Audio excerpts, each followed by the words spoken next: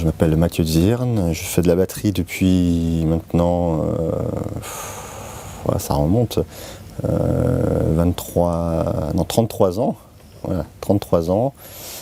J'ai commencé à l'âge de 6 ans, dans l'harmonie du village, voilà, puisque je suis issu d'une famille de musiciens. Donc tout le monde fait de la musique dans ma famille. Et donc par la suite, c'est très rapidement devenu ma passion. Donc j'ai commencé à prendre des cours avec différents profs, à m'intéresser plus à l'instrument, à écouter beaucoup de disques. Et à 16 ans, j'ai commencé à faire le métier. Donc je commençais par faire du big band, des groupes de potes, des groupes de reprises. Et j'ai enseigné pendant 4-5 ans à cette époque-là. Et par la suite, comme je commençais à beaucoup jouer, je ne pouvais plus assumer les deux métiers, donc musicien et enseignant. Donc j'ai décidé de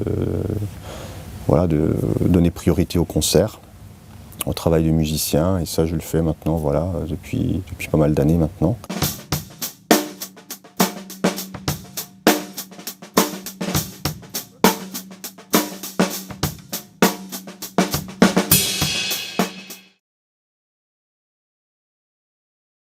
J'ai toujours eu cette attirance pour le monde de la chanson, les tournées.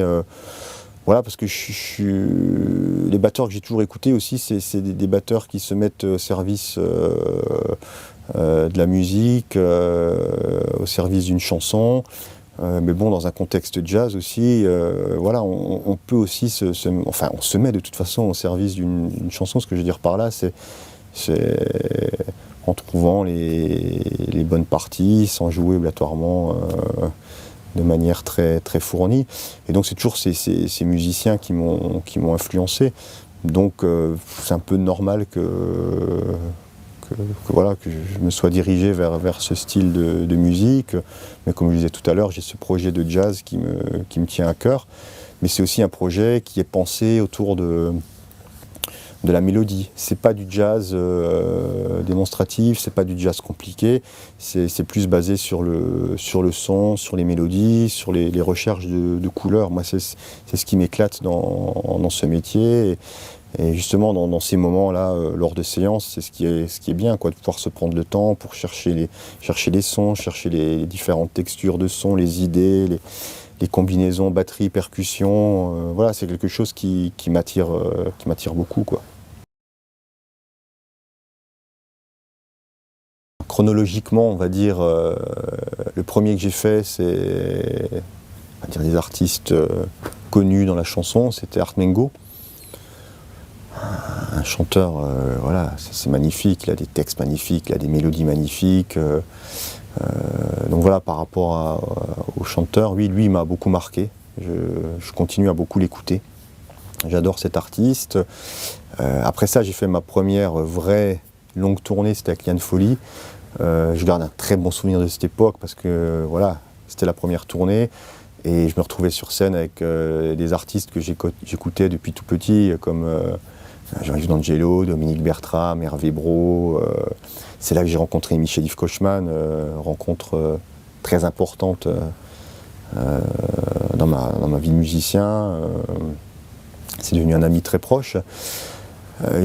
Par la suite, j'ai accompagné Patricia Cass et la tournée,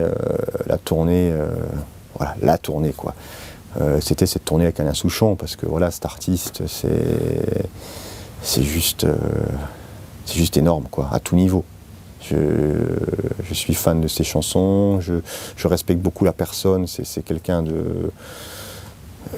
qui a su rester très simple dans la vie de tous les jours. Partir en tournée avec lui, c'est une impression de partir en famille, de partir avec un groupe de copains, quoi, avec qui on part faire de la musique, tout simplement. Ce qui devrait être souvent le cas, en fait. Et là, justement, tout était rassemblé pour que ce soit la tournée magnifique. Je pense que c'est plus une question de confiance, de rencontres.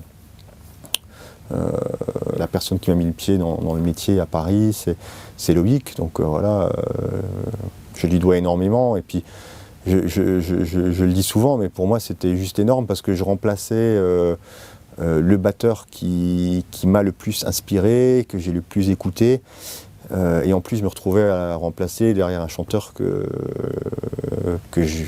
j'appréciais beaucoup. Donc c'est les rencontres, c'est le relationnel. Et pareil, par la suite, le fait de rencontrer Michel Yves sur une tournée, par la suite, j'ai fait beaucoup de choses par l'intermédiaire de Michel Yves, que ce soit la tournée d'Alain Souchon, The Voice. Voilà, donc c'est les rencontres.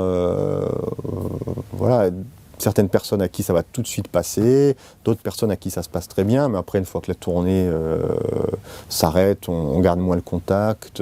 Je pense que c'est juste... les choses se font naturellement, et puis je pense qu'il ne faut pas insister. Quand les choses doivent se faire, elles se font, quoi.